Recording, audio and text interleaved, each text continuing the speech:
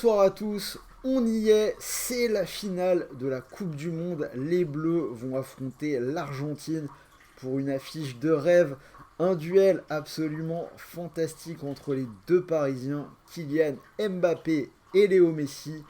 La revanche du huitième de finale de 2018. Il y a vraiment énormément de choses à dire sur cette finale. Ça va être un grand moment et je vous réserve une analyse XXL dans la suite de la vidéo. Mais tout d'abord, si ce n'est pas encore fait, abonne-toi à la chaîne. On fera également un live dimanche, je pense, du temps de midi vers 13h. On prendra l'antenne avant la finale pour vous donner les dernières infos, les compos. Si tu ne veux pas rater ça, tu sais ce qu'il te reste à faire. Tu actives la petite cloche de YouTube et tu recevras la notif au moment du lancement de notre live. Également, pour finir ce mondial, n'oublie pas d'aller regarder du côté de notre site rudesjoueurs.com notre jeu concours de Noël, 30 000 euros de lot à gagner sur la durée de la Coupe du Monde. Il en reste encore un petit peu. Ça se passe sur nos réseaux sociaux, donc à gagner des PS5, des téléphones, des télés, des freebets évidemment, etc. Donc le lien pour participer est juste en dessous dans la description de la vidéo. Alors, pour jouer sur ce grand match, cette grande finale, la rencontre de tous les superlatifs, je vous propose de parier avec PMU, le seul opérateur de ce mondial qui vous propose un bonus en cash. Donc la mécanique est assez simple. Premier pari remboursé en cash de 100 euros s'il est perdant. Donc vous misez vos 100 euros. Si c'est perdu, vous récupérez 100 euros en cash que vous pouvez soit rejouer, soit retirer directement sur votre compte bancaire. Donc c'est clairement hyper intéressant. Si ça vous intéresse, le lien est bien évidemment dans la description de la vidéo. En attendant, c'est parti, on va rentrer tout de suite dans le vif du sujet. Donc je l'ai dit, affiche de rêve. Pour l'équipe de France, c'est la 4e finale de Coupe du Monde en 7 éditions. C'est quand même vraiment absolument dingue. Je pense qu'on peut dire que les Bleus sont la meilleure équipe, ou en tout cas la plus régulière des 20-25 dernières années. Du coup, 4e finale en 7 éditions. J'en parlais dans le live l'autre jour.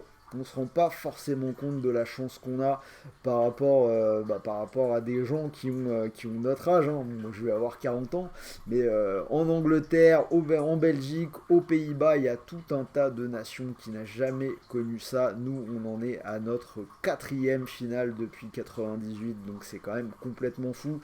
Les Bleus qui ont la possibilité de défendre le titre de 2018, ça n'est arrivé que 2 fois dans l'histoire. C'était les Italiens en 1934 et en 1938, époque Mussolini, et le Brésil de Pelé en 58 et en 62. Ça fait donc 60 ans qu'une équipe n'a pas conservé son titre à la Coupe du Monde. Ce serait absolument fou. Alors, on va revenir un petit peu sur le déroulé des 2 demi-finales. On va commencer bien évidemment par le France-Maroc. La France qui a profité d'une ouverture du score très rapide avec le but de Théo dès la 5e minute. Première clean sheet de cette Coupe du Monde qui arrive au meilleur des moments. Les Bleus qui sont en train de monter en puissance. Des performances individuelles XXL, je pense notamment à Konaté qui a été très précieux en défense. Il était remplaçant, il est rentré, il fait pas mal de sauvetage. Griezmann qui est vraiment époustouflant dans son rôle au milieu de terrain dans cette Coupe du Monde. On ajoute à ça les remplacements de Didier Deschamps qui ont été vraiment opportuns. Marcus Thuram qui en demi-finale de la Coupe du Monde s'est rappelé au bon souvenir de son papa, il a été très bon. Kolo Muani qui marque, incroyable, qui aurait pensé que Kolo Muani allait marquer un but en demi-finale de la Coupe du Monde. Les deux ont été excellents sur leur entrée et d'ailleurs ils sont tous les deux impliqués sur le deuxième but, donc marqué par Kolo Muani dès son premier ballon. Alors ce qui s'est passé, je pense, c'est qu'on a su profiter d'une entame ratée du Maroc. Le Maroc qui avait changé son système par rapport au match précédent, 5 défenseurs sur le terrain. Je pense que c'était pour permettre à Saïs de jouer en le déchargeant un petit peu. Mais le fait est que Saïs était quand même vraiment trop blessé. Il est sorti au bout de 20 minutes de jeu.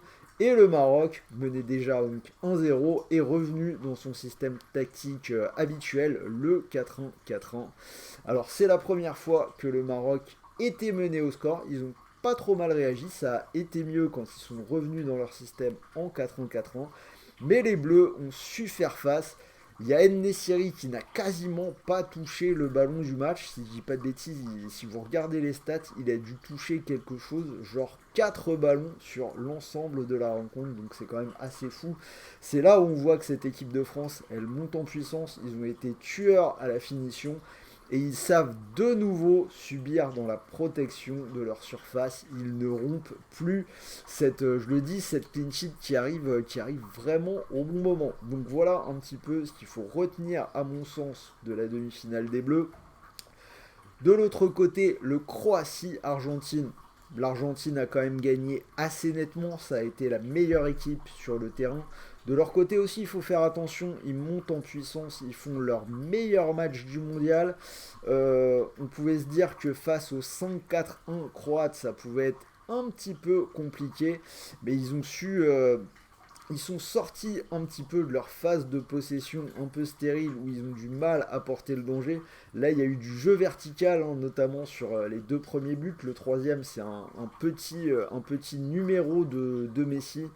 Donc, quand on se souvient que l'Argentine avait commencé par une défaite contre l'Arabie Saoudite, que ça galérait dans le deuxième match contre le Mexique, là aussi, il y a vraiment des progrès qui ont été accomplis. Et là, donc, on va voir pour cette finale quelle équipe sera la meilleure. À mon sens, la vraie clé du match, c'est qui va avoir le ballon. Et la deuxième chose, c'est pour nous, les Bleus, il va vraiment s'agir de les empêcher de trouver Léo Messi lancé. Alors je pense que la meilleure solution, ce serait de laisser le ballon à l'Argentine. On sait, comme je l'ai dit, on sait subir, on sait plier sans jamais rompre. Là, visiblement, on est efficace dans la défense de notre surface. Donc si on leur laisse le ballon, ils pourraient revenir dans leur système un petit peu où il y a beaucoup de passes latérales, des difficultés à porter le danger devant le but adverse et où tout dépend de Messi. Et là, je fais confiance à Deschamps pour trouver un plan pour le contenir.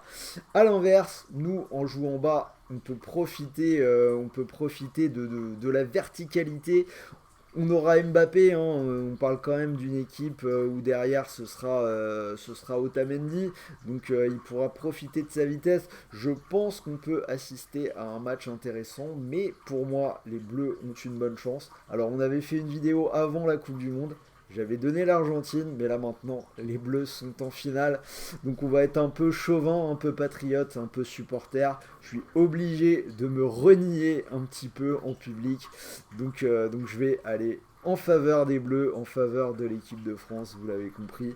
Donc je vais partir sur 3 pronos partant de là, comme je l'ai fait pendant toute la Coupe du Monde. Alors l'équipe de France, championne du monde, donc prolongation plus penalty, c'est coté à 1,80. Les Bleus qui gagnent dans le temps réglementaire, c'est à 2,75. Et je pense qu'on pourrait avoir un match intéressant avec de l'animation et des buts, un peu à l'image de ce qu'on avait eu en 2018. Je tente le score exact multi-choix, 2-1, 3-1 ou 4-1, c'est coté à 6. Donc voilà pour mon analyse de cette finale. Je l'ai dit, vous pouvez profiter d'un bonus en cash sur PMU. Ce qui veut dire que si la cote des Bleus dans le temps réglementaire à 2,75 vous intéresse, vous mettez vos 100 € dessus. Si jamais ça passe, vous remporteriez 275 € en plus de la joie d'être à nouveau champion du monde. Et si par malheur, c'est Messi qui vient gâcher la fête, pour vous consoler, vous allez quand même malgré tout récupérer 100 € de cash que vous pourrez soit rejouer, soit retirer sur votre compte bancaire. Dernier rappel de cette Coupe du Monde, les paris sportifs sont interdits aux mineurs, donc si tu n'as pas 18 ans, tu évites de jouer. Et même pour les autres, n'oubliez pas, surtout sur cette finale, hein, ne faites pas de bêtises, pas de dinguerie, jouez en fonction de vos moyens, c'est vraiment le plus important. On est là pour profiter ce dimanche, on est là pour s'amuser et pour encourager les Bleus. Voilà, c'était a priori pour moi la dernière vidéo de cette Coupe du Monde avant le live de dimanche. Je tenais à vous remercier de m'avoir suivi. Encore une fois, le petit pouce bleu si le contenu continue de vous plaire. Dites-moi si vous aussi vous voyez les Bleus champions du monde. Et en attendant, moi je vais vous dire à très vite.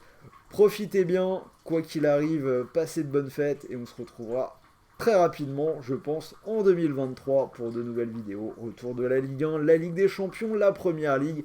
On sort de l'extraordinaire, on revient dans l'ordinaire, mais il y aura malgré tout de belles choses.